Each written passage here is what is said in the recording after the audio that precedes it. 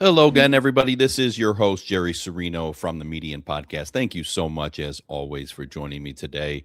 Please continue to follow us on all the social media, the Cleveland Right to Life, as well as any podcast app. Please connect with us. We'd really appreciate it. And we love you being here. We love engaging with all of you. And we love bringing you fantastic guests that are inspirational, that are hopeful, and that any way that my listeners, we can help our guests that are doing wonderful things. I always say, hey, we have the best listeners around. My guest today is Emma Victoria Johnson. She is a cancer survivor. She's a patient ambassador for the Oasis of Hope Cancer Center, and she's here to share with us her story. Emma, thank you for being here. Thank you for having me, Jeremy. It's a pleasure to be on the show. Yes. Okay. So, people listening are obviously going to catch really quickly that you have an accent. So you're not from, Cleveland, Ohio here, where I'm at, or anywhere nearby. And I also want to point out that it's 5:30 a.m. your time as we're recording, and it's Correct. middle of the day for me. So, Emma, tell us a little bit about you. Let's just start with sort of where you're from, and then we'll get Yep. into your story. So I am actually originally from England, but I do live in Australia. So at the moment, I'm in the future. So it is Thursday, 5 a.m. in the morning. And obviously, it's Amazing. Wednesday afternoon for you guys. Yep. So a year ago, so last March 2025, I got diagnosed with stage 4 breast cancer. Incurable. Here in Australia, the doctors gave me no hope and pretty much gave me a death sentence on a ticket. 18 months to live with 2 sets of pills, no radiation, no chemo, and then they 3 months to live without taking the pills. So that was my story a year ago, and here I am still today, Right. obviously because of Oasis of Hope, the hospital that I went to, who have actually saved my life. So yeah, I've got a crazy journey and story, but 3 months ago when I got diagnosed, I should have died, and here we are today, and I'm still here. Wow, that's amazing. And you love hearing stories like that because I always, we all know people, that have had some type of disease or Hmm. ailment that has kind of come out of nowhere. And it's hard to imagine unless you go through it. Take me through those emotions if you can. And again, please share whatever you're comfortable sharing Of if course. you don't mind. But you get that news, like how do you take it? Honestly, I honestly didn't believe it at first. I was in denial, shock, didn't believe that cancer had got me. Yeah. You never think it's going to happen to yourself. My mum actually passed away with cancer when I was 26. So I did go through the journey with her. She got diagnosed, and within 6 weeks, she actually passed away. So I guess that was stuck in the back of my head. And I think for me, I was thinking there was something else out there that could help me. It's funny, I always refer to movies, and I was always thinking there's some secret bunker or a secret hospital, or, Mhm. someone's got a secret pill. So I went searching and looking because I wasn't ready to die. I didn't believe I was going to die. And I kind of wanted to prove a point that my time wasn't up. So I guess I found hope in the darkest stage or darkest days of my life. Somehow I just thought, I'm going to beat this. I don't know how, but I'm going to beat this. Mhm. I don't know whether God was helping me. I don't know if an angel came to save me. I just knew after I got told, after I processed it and realized this is really happening, I was like, I am not going to die.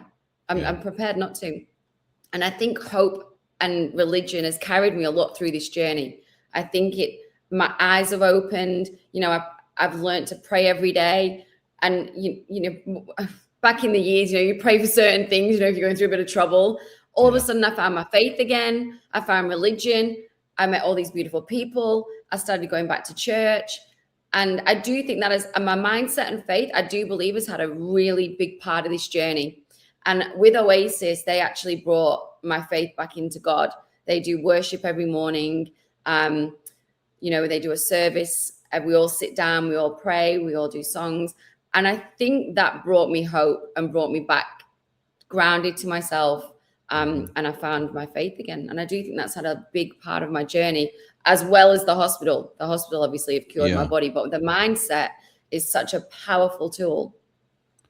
So yeah, I'm looking at the website oasisofhope.com, and Mhm. anyone could go there to learn about it and support them. But they're in Mexico, correct? They are correct. Okay, They're in so Tijuana, Mexico. yeah, so tell me a little bit more about them because you wouldn't think that, oh my gosh, this place that saved you and is had did amazing things. eh, Love Mexico. I'm not saying there's anything, I but know. you would think New York. It's at these big hospitals and places. Tell me about them and what makes them unique.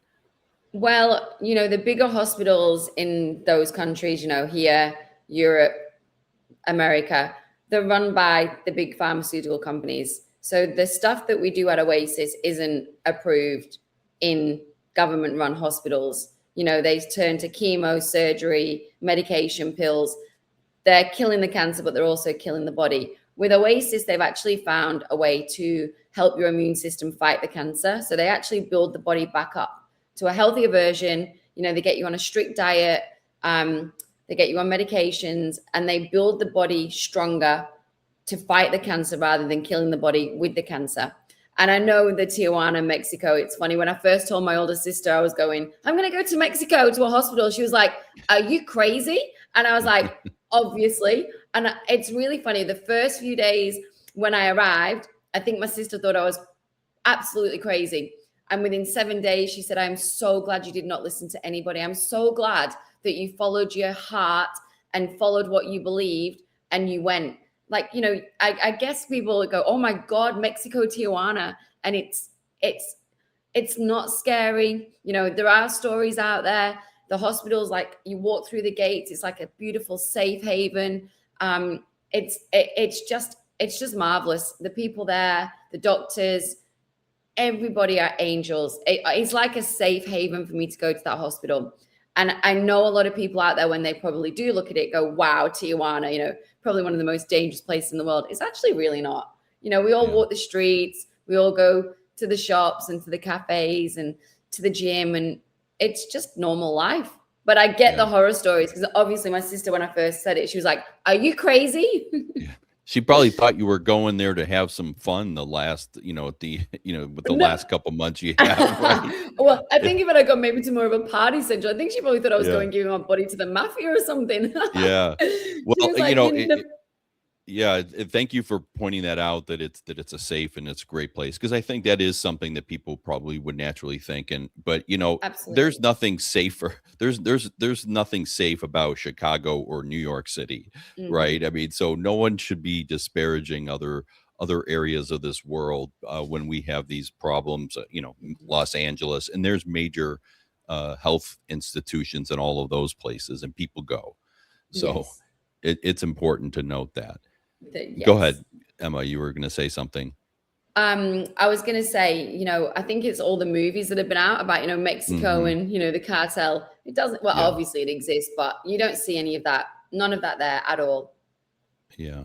Okay, well, I love the fact, I mean, I don't know anything about cancer treatment, I mean, other than what everyone knows as far as Mhm. chemo and radiation and stuff, and I've never had to experience that. And so you did touch a little bit on how they're different. Can you elaborate on that a little bit more? Of Because course. I think a lot of people, and this is just me saying it, this may not be your opinion or perspective. Fair enough. It has nothing, but I think everything with COVID-19 really made people very skeptical and concerned about the healthcare industry. I love doctors. I love and respect doctors, but there was a lot of stuff that people didn't question or allow you to question or allowed to go on when when they it didn't seem like the people in charge were looking out for us. So that just, again, my opinion, may not necessarily yours. So what did they do different? So when you arrive as a patient first time around, you'll do 16 days in the clinic, which basically they teach you. First of all, diet is very, very important. So cancer loves sugar, fats, protein. So they teach you how to eat, be healthy. There's cooking classes. That's one of the main things that I believe putting your body into an alkaline diet is 100% what every cancer patient needs. And I'll just refer back to hospitals. You know, people go for chemo, they're serving them donuts, coffees, chocolates. You know, the vending machines are full of sugar. You go to the clinic, there's no sugar. You get taught how to eat, you know, fresh foods, organic, very minimal protein. So that was the first thing that I ever learned with the clinic, was diet's so important. Then you do days of IVs. So we do a lot of vitamin C, B17. We do treatment. So we go into a hypothermia pod, which is like a big spaceship, and it heats the body up to a certain temperature, which is 180 degrees. And you go in there for an hour. It's like a big hot sauna. Your head stays out. Now, cancer hates heat. So they get the body to a certain temperature where the cancer cells start to get weak. Then you go back to your room and you'll do some more IVs. So when you get back onto your IVs with the vitamins, it actually attacks the cancer cells because the cancers become weak in the body from the heat. So everything that they do is basically, you know, the day before you've done something leading up to the day after. So every treatment is at a time and for a reason. There's another treatment that we do there called EBU, which oxygenates all of the blood in your body. So cancer, again, hates oxygen. So all the things that, you know, the natural things that we don't know about, cancer hates, you know, eating healthy, oxygenating the body, but high doses of vitamin C. You know, I remember my sister was like, vitamin C, how's that working? I'm like, honestly, there's a strategy to it. It's not just, you know, an orange. It's a high dose of vitamin C at a set time that it happens. So everything that they do works, putting the body into a healthier state, and it builds your immune system up. Now, what Oasis does at the end of your visit, there are 5 different types of, I'm going to say vaccines, and I'm just going to correct that because obviously we say vaccines. And again, like you said, with COVID, we start thinking the COVID vaccines, and I'm totally with you on the COVID vaccines. I don't think they were the right things, but everybody got bullied in the world to, if they did them, they did them. And, you know, they made that vaccine up within a couple of months. Yet cancer's been around for how long, and we still don't have a cure, which is, you know, we've come up with this cure for COVID that existed for how long, and the cure came out. Well, did it? You know, so I'm very skeptical about the vaccine word as well. So I'll rephrase it. So what they do, they take, there's 2 really important ones that you start with. So they take blood from you. It goes into a lab downstairs, and basically they take white blood cells. They turn one of your, let's say, we call it a warrior. So we'll take one little blood cell and we create an army that goes back into the body. So basically they're building the body and your immune system up to fight the cancer. So it's like your body goes to war against the cancer cells and the cancer starts to die. So there are 5 different vaccines. Everybody's cancer is different. Everybody's treatment plan is different depending on, you know, what it's fed by. So mine's hormone driven. So I have to do a hormone blocker every month to stop estrogen, which feeds the cancer. So my cancer's already starved. Then you add in the diet, then you add in the treatment, and then you add in the killer vaccines. And today I sit here with 1 spot left on my liver. I'm almost cancer free from having it in my breast, in my lymph nodes, and I had 5 spots on my liver. And that was March 2025, I got diagnosed, and I'm here today almost cancer free. And that is all because of the work of, you know, going to Oasis. Dr. Contreras has obviously saved my life. He's a hero to me. And I just think anybody out there that has the diagnosis or is looking for hope, have a consultation, look at alternative routes. You know, I can't believe that putting the body into a healthier state and building the immune system up actually fights cancer. Like it sounds crazy, but it works. And at the clinic, it's not just me that's, you know, I'm not the only patient that's got the success rate. There's people like way ahead of me. You know, I have a friend, she came with me in October and she had stage 4. She's cancer free. She's won me in the battle. Like she's raced along and she's completely cancer free and in remission, which is beautiful. And she went twice to the clinic. Unfortunately, mine has taken a little bit longer.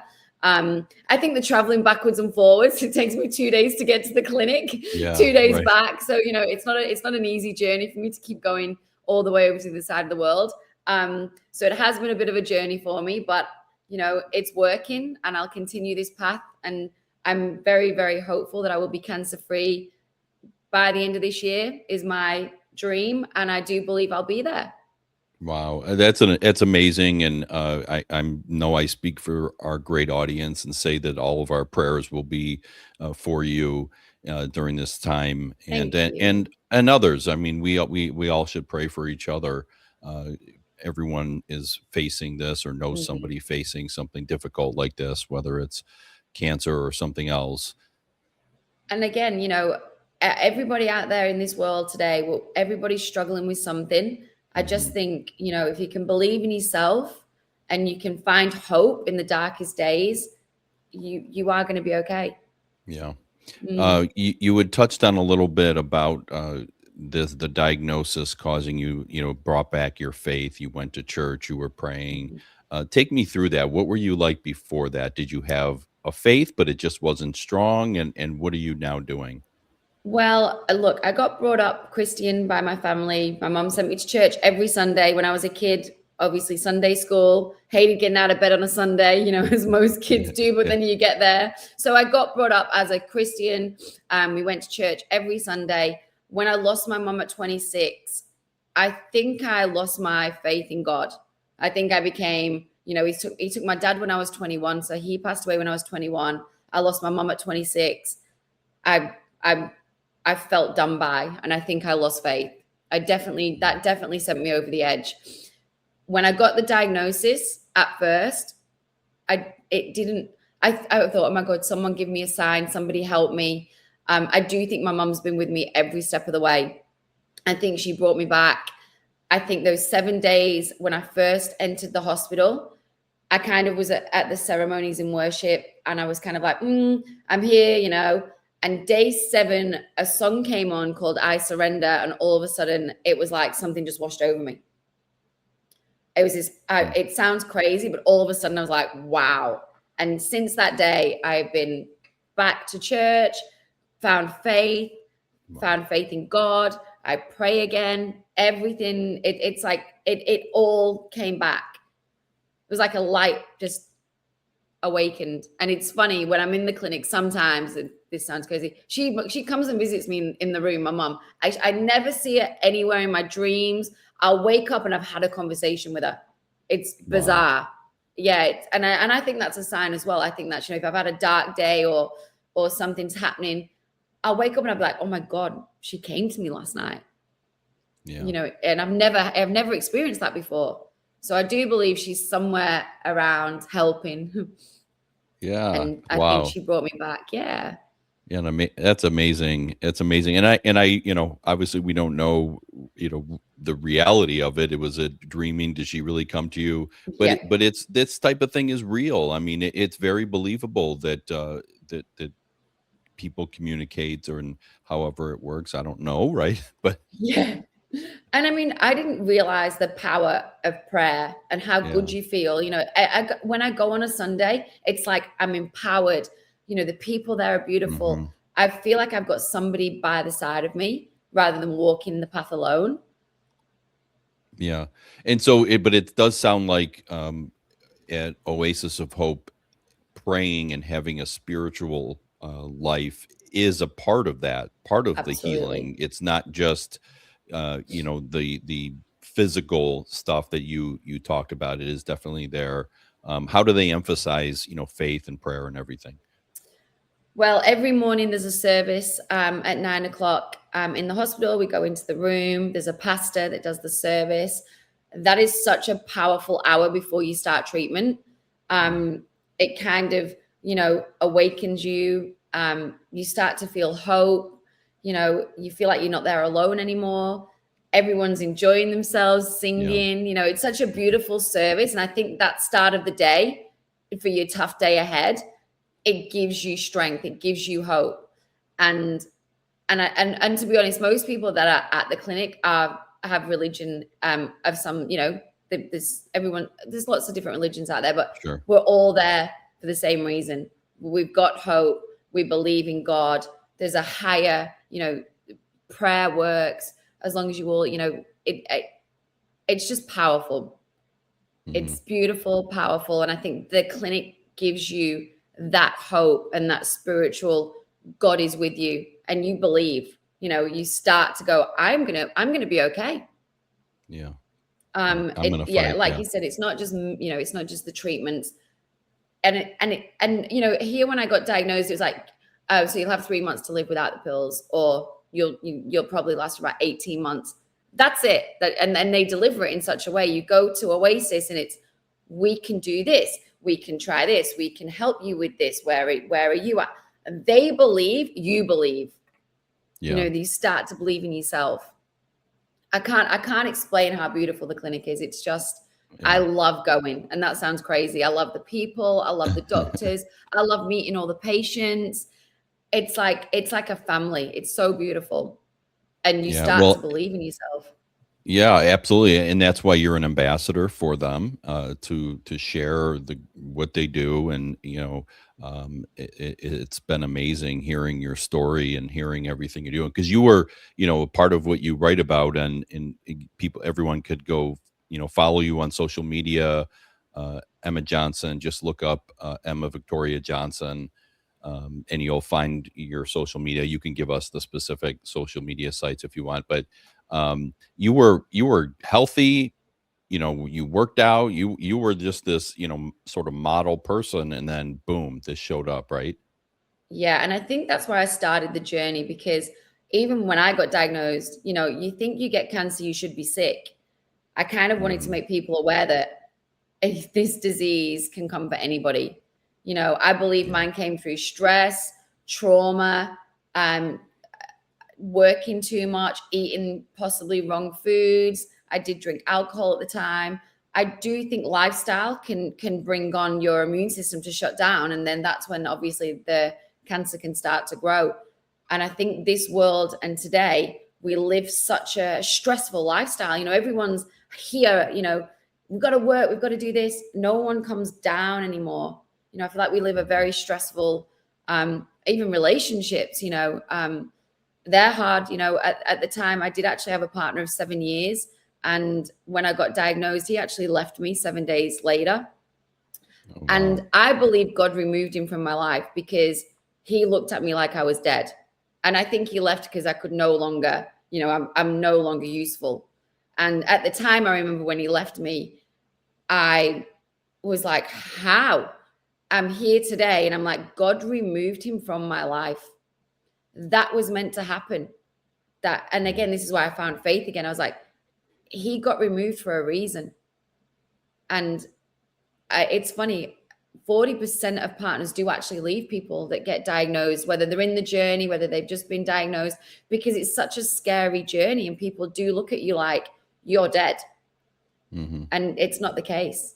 Yeah. Hope is definitely something we all need to have, and we all need to pray for. And you obviously get that at Oasis of Hope. Tell us, real quick, where people can go to learn more, to support, and then follow you as well. Of course. So my journey's on Instagram. It's Emma_Victoria J. I do put all my content on there from the clinic. So if anyone is thinking about going to Oasis, they can see some of the treatments. They can see some daily inspirations. My page isn't just for people that have cancer. It's for, people walking life, and I'm trying to give people hope out there, and just to let people know that there is a different way than the old, chemo, radiation. Look at other paths, because I went looking and I found it. Yeah, amazing. Emma Johnson, thank you so much for the great story, for sharing such a difficult but also inspiring part of your life with us today. I really appreciate all that you're doing. Oh, thank you very much for having me on your show. Yes, my pleasure. Wonderful conversation. And thank all of you for listening as well to this episode. Please go to oasisofhope.com and you can check it out, and you'll find all this information on fromthemedian.com, which is us. So thank you all again so much for listening, and we'll see you next time.